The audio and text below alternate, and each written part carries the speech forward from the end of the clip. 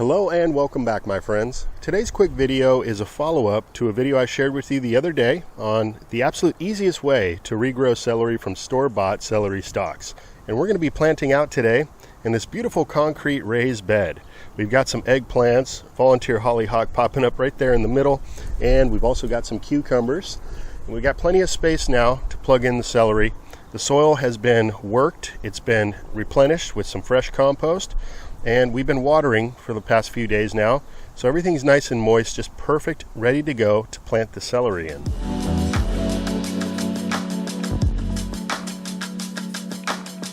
And I absolutely love this style of raised bed garden, as we have these nice flat edges around, which is about a little over a foot high, could go higher as well, but makes it very convenient, ergonomic for gardening. You can sit right on the edge of the bed and work comfortably. And that could be of great benefit to all different folks of different capabilities and ages, as you don't have to stoop over, bend all the way over to the ground level. Another benefit to a raised bed is that you can really control the soil medium in which you're going to grow in. We added in some beautiful fresh compost into this bed this year, and you can just see the life force in this soil. It's dark, it's rich. There's a lot of breakdown of different organic material from our compost and our wood chips mixed into this bed. And another benefit to a raised bed, if you're dealing with destructive pests like gophers, moles, and voles that burrow under the ground and come from the underside of your beds and destroy the roots of your crops and actually pull them under the ground, well, a raised bed is a great option for you, as you can lay down a 1/4-inch hardware cloth or other materials as well at the bottom of the bed before you backfill with soil.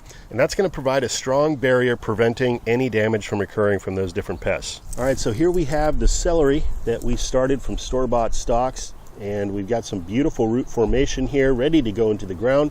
And if you happen to miss that video where I explained in detail how to quickly accomplish regrowing your celery, check the links below this video in the description box. All the info is there. It's just a couple-minute video. So I'd recommend either pausing this video and going and watching that quick video first, or just watch this video and then follow it up with that first part of the series.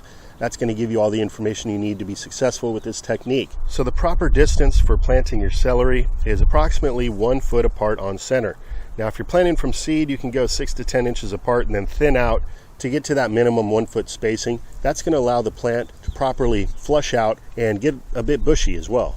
And celery does prefer full sun at least 6 hours a day. However, in the hottest climates, it really does benefit from a bit of afternoon shade during the hottest part of the day.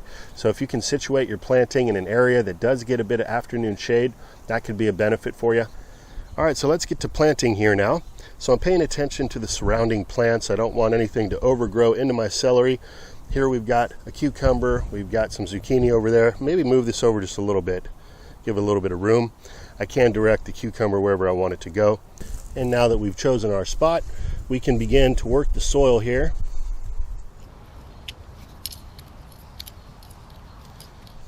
Now, optionally, if you want to add a bit of nutrition to the whole, this would be a good time to do it. And that's best accomplished using a granular fertilizer. I like this product here. This is called Root Zone Organic and Natural Starter Fertilizer. And this has a 2,4,2 NPK, 2 nitrogen, 4 phosphate, and 2 potash, so it's really not all that strong. And it also contains microbes and mycorrhizal fungi, so it's an all-in-one complete fertilizer, perfect for starting crops. So I just put a little amount like that without measuring into my hole, and I'll work that in using my Hori gardening tool. Anyway, fertilizing at this point is optional. Do the best you can with what you got. And now the important part, the depth in which you should plant your regrown celery. So you can plant this flush with the soil level and bury the plant like so. And that's going to grow just fine. However, what I prefer to do is actually bring it up just a little bit here. Just going to move this soil away so you can see where we're at. So I like to bury it about 3/4 of the way down, leaving just about 1/4 of that old stalk protruding. And then I like to cover this area with mulch.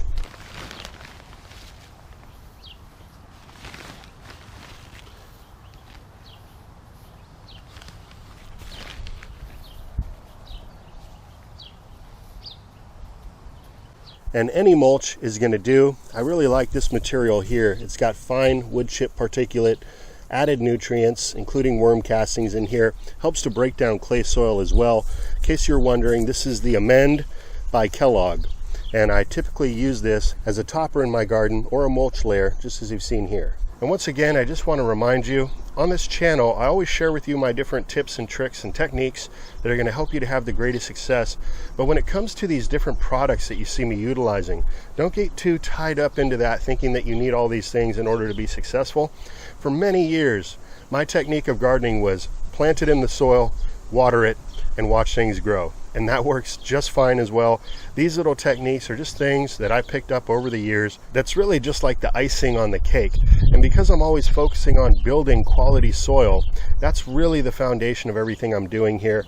I'm adding in these different materials in order to continually build my soil so that each and every year I can have a better result. All right, so first celery in. Now we're going to move over a foot.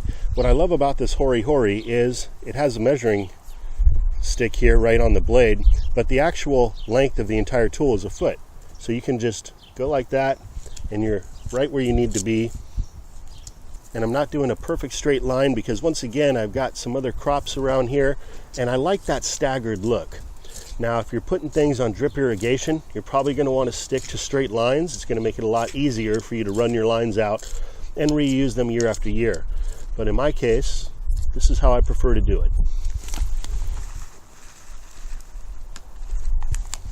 You know, fertilizing in your garden is kind of like baking, in that when you first start, you're perfectly measuring out everything with your teaspoons, tablespoons, and cups, quarter cups. But over time, as you get a hang of it, it's really more of an eyeball thing, and that's what you see me doing here. I just intuitively now know exactly what I should be putting into the hole. But I suggest if you're just getting going in gardening, just read the directions on the bag and follow whatever the specs say. That's going to give you the results intended by the product and what you desire.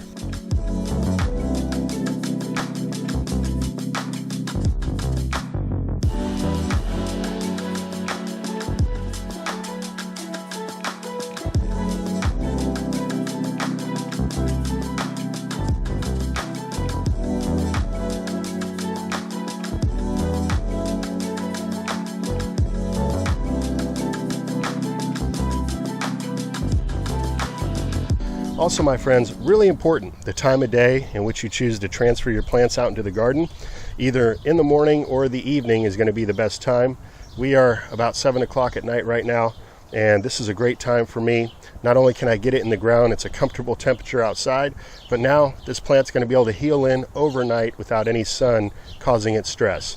If you do choose to do it in the morning because of time constraints, what have you, then just be aware that when that sun comes up, if you have a really hot day, it may shock the plant a bit and get droopy. And in that case, I recommend you put some sort of a shade cloth or something over the plant for that first day or two to help protect it from the sun. This garden bed I've been transplanting into, you can see I've got one of these canopies right over the top here, and this allows for morning and evening sun to come through the sides here. But in the midday, this blocks out most of the sun, and you can see like these eggplants, which I grew from seed, I just transplanted them in the bed a few days ago. They're doing very well. So they're liking that dappled sun and afternoon shade. Later on in the season, I'll remove this canopy once the plants get well established. This is really a fanciful way of creating shade in the garden, but it works.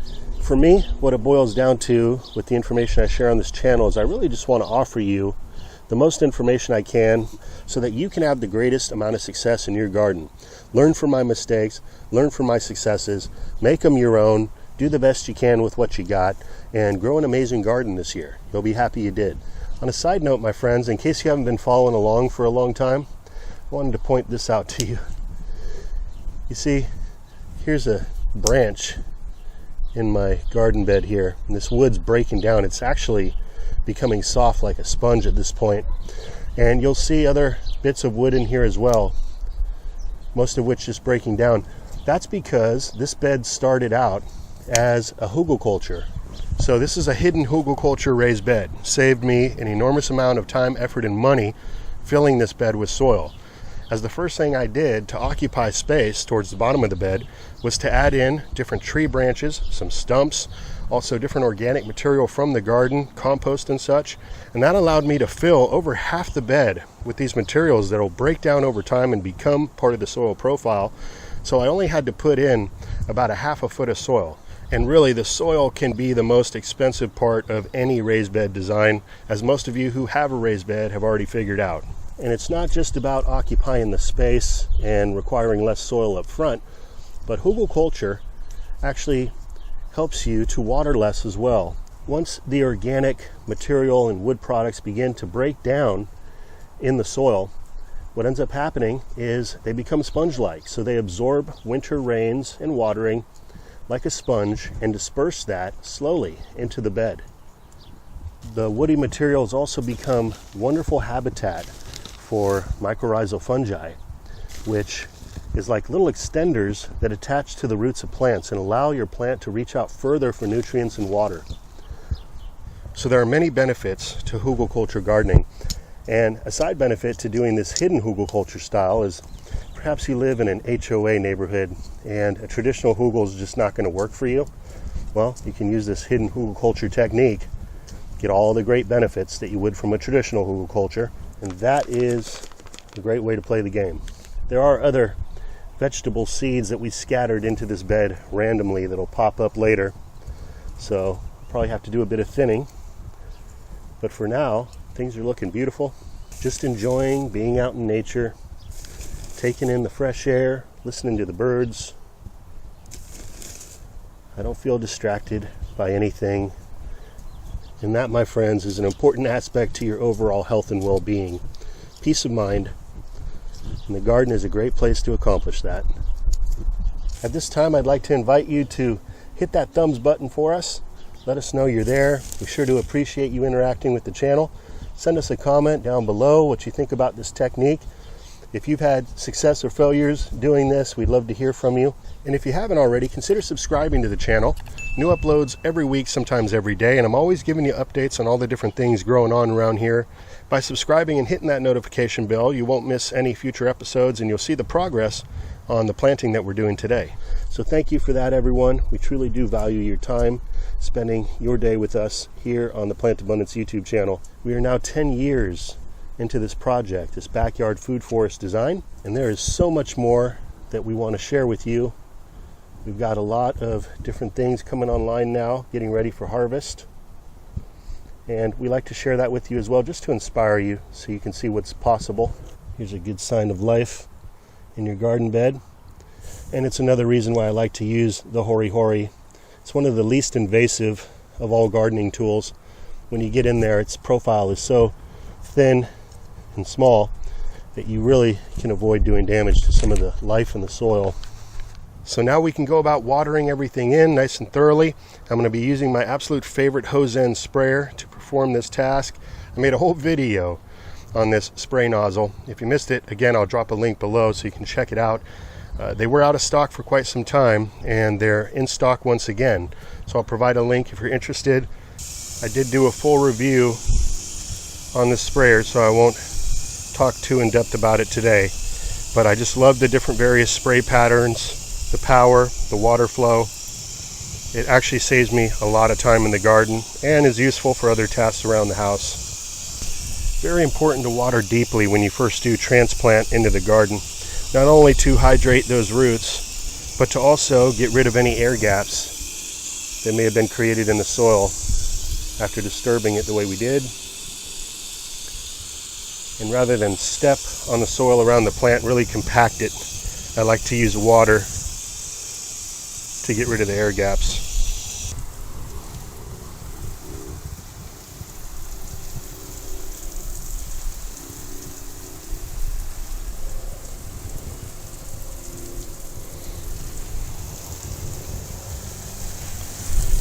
Well, my friends, that's going to do it for today's video.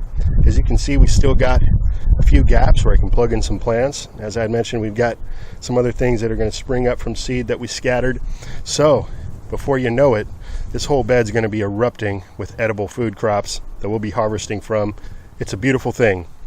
So with that, I want to thank you all for watching. Have yourself a great rest of the day. Until next time, this is Dan from plantabundance.com. Take care. I'll be talking to you again soon.